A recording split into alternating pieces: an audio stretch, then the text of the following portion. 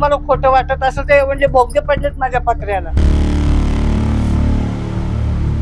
घर गळून धारा व्हायला लागली. ह्या बिल्डिंगची भीती आम्हाला. एकदा त्यांचं सर्वे पूर्ण झालं की घर जातील. ना आपण सध्या धारावीत आहे ना दांडेकर पूलच्या वस्तीवर.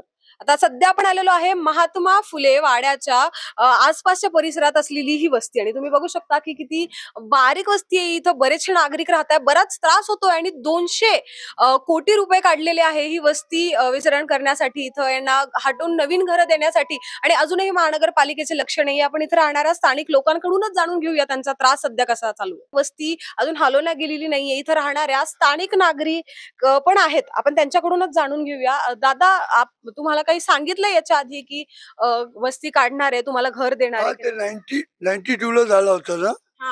त्याच्यानंतर हीच खबर येते की आता आज जाणार उद्या जाणार.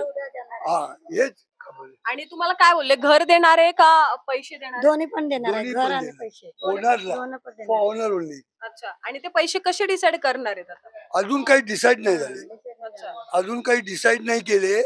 ते मंडेला येणार आहे आपल्या मोजणी बाबतीला. आणि महानगरपालिका म्हणजे कशी तुमच्यामध्ये इंटरेस्ट दाखवतीये का तुम्हाला असं वाटतंय की का म्हणजे असं हलगर्जीपणावर चालू आहे तुमच्यासाठी विषय? असंच झालं ना. आता एवढ्या वर्षाचं कोणी इथले सर्व गरीब माणसं आहे. हा, ते एवढ्या वर्षाचे आता एवढे पैसे तर कोण नाही भरणार.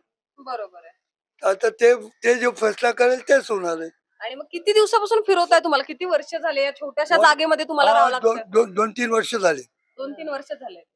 अच्छा. आणि आता हे 1 वर्ष अगोदर जास्त धमाल झाली म्हणून सर्व आता जमा आहे. जसं मी इथला नाहीये, मी बॉम्बेचा आहे. आता हे सर्व धमाल होते तर मला पण यायला लागला. मी पण आलो मुंबईहून. आज वर्ष झालं काही होत नाही. येऊन सुद्धा वर्ष झालं. हे ऐकल्यावर मी आलो, नाही तर 25 वर्षांनी मी आलो नाही.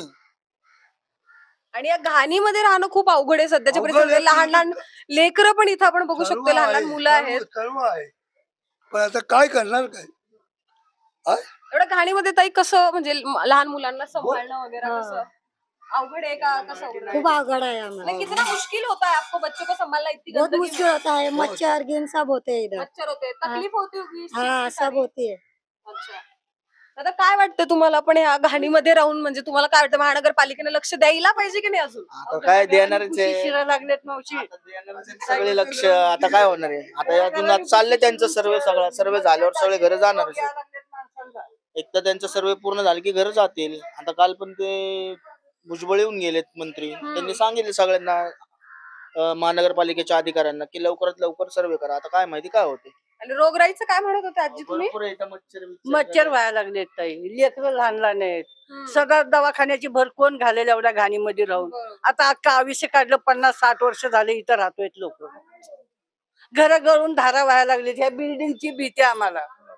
ही धोकादायक बिल्डिंग झाली. ही बिल्डिंग पूर्ण पडायची आहे. माझे घर येऊन बघा ताई, मी भांडी किती लावलेत घरामध्ये. तुम्हाला खोटं वाटत असं ते म्हणजे बोगदे पडलेत माझ्या पत्र्याला. आणि महानगरपालिकेला सांगूनही फायदा होतोय की नाही त्या गोष्टीचा? आम्ही गेलोच नाही तिकडं. ते आता आता हे घर जाणार आहेत मला तर म्हणत आम्हाला वाटलं देवा कशाला जायचं तिकडं, म्हणून आम्ही गेलोच नाही. अवघड आहे. लोकांचा त्रास आपण आता चक्कपणे बघू शकतो आणि अजूनही महानगरपालिका या गोष्टीत दक्षता घेतीये नाही घेते ते आपण नक्कीच बघूया. तोपर्यंत मी मृदुला नारळे, न्यूज डॉट्स पुणे.